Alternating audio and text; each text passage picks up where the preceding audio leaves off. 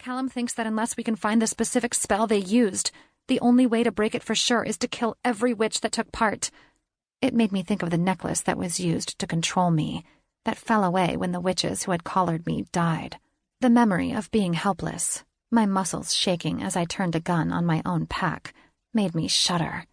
My eyes drifted shut as I tried to ground myself, pushing away the bad memories that swirled around me. Logan's fingers skimmed my jaw, and my eyes opened quickly, meeting his worried gaze. "Why hasn't your pack left a trail of witch corpses across the state, then?" he demanded.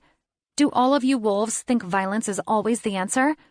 "It's not always the answer," he said. "Depends on the question." I wanted to know what problems weren't answered by violence in the wolf world. I cocked an eyebrow at him curiously, my lips pursing. "For instance," he said, "the question of why you'd look at me like that, with that smirk on your lips." "You smirk at me all the time," I said. "You have the smuggest face I've ever seen." "Yeah? Does it make you think violence is the answer?" His eyebrows arched. "I can always just replay the memory of you bouncing over the hood of my car." His thumb stroked the edge of my mouth, and a tingle of desire ran through my body. I swallowed. "I think if I kissed you, you wouldn't be able to look at me like that anymore," he said, his voice threaded with desire. His eyes were still hungry, but now I knew he didn't want to eat me. "I think you want to kiss me too, Piper." "I can't." My words came out a whisper. My body and my brain did not agree on what I was saying. He bit down on his lower lip. He lowered his head slightly, his long, dark lashes falling over his eyes, hiding whatever he was thinking from me. It made me ache to take his big jaw in my hands and kiss him first. I'd know what he was thinking then. It was easy to imagine the way he'd come alive, kissing me fiercely, pinning me against this wall as we traded kisses. But I was mated to my own pack. How could I feel this way for Logan? This trembling desire for him, like I was going to burst if I didn't trace the lines of his face with my lips, if I didn't tug his face down to mine and kiss him. "There's something wrong," he said. "Something off in the lore. Because this isn't supposed to happen," I finished. "You feel it too, don't you?" Feeling awful, I nodded.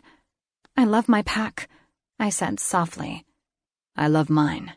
He pulled away from me abruptly, turning his back on me and striding away toward the windows. Without his body so near mine, I felt as if I could draw a full breath again for the first time after holding it for far too long. I felt cold as I sagged against the wall. It was like the heat of his body had warmed me like the sun, and the second he walked away, it was like a cloud passing between us. "Go to bed, Piper," he said. "I am," I said. I was waiting for him to go. When he turned back to me, the moonlight shone across his hair. His face looked tormented. "I'll be right next door," he said, as if he was trying to convince himself it was all right to leave. "I'll be fine." I picked the candlestick up off my bed and hefted it in one hand. "I have my new friend. What do you think I should name it?" He shook his head. "You don't take anything too seriously, do you?" "I'm pretty sure I'd go mad if I did," I said. "But if you're worried about me, I'd happily take a knife or a sword." He gave me a long look, his lips pursing. "I'll bring it up with Arthur tomorrow." "You do that." He might feel like he cared about me, but he still wouldn't put me above his pack. He crossed the room in a few quick, angry strides, as if he hated leaving, and jerked the door open.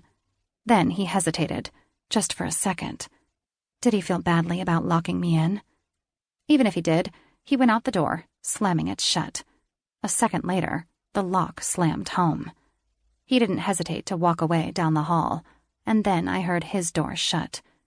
I hurried to close the deadbolt on my side. Then I raked my hands through my hair. My legs were shaking, and I wasn't sure when that had started. I wasn't afraid of Logan, even if I should be. So why was I trembling? I unzipped the gown I'd worn to the dinner and let it pool on the ground, then stepped out of the fabric. I left it a puddle of luscious satin on the rug. I felt exhausted, and I couldn't wait to curl up in my bed and sleep for a week. If I could. I wasn't sure how well I'd sleep, knowing someone might well try to kill me.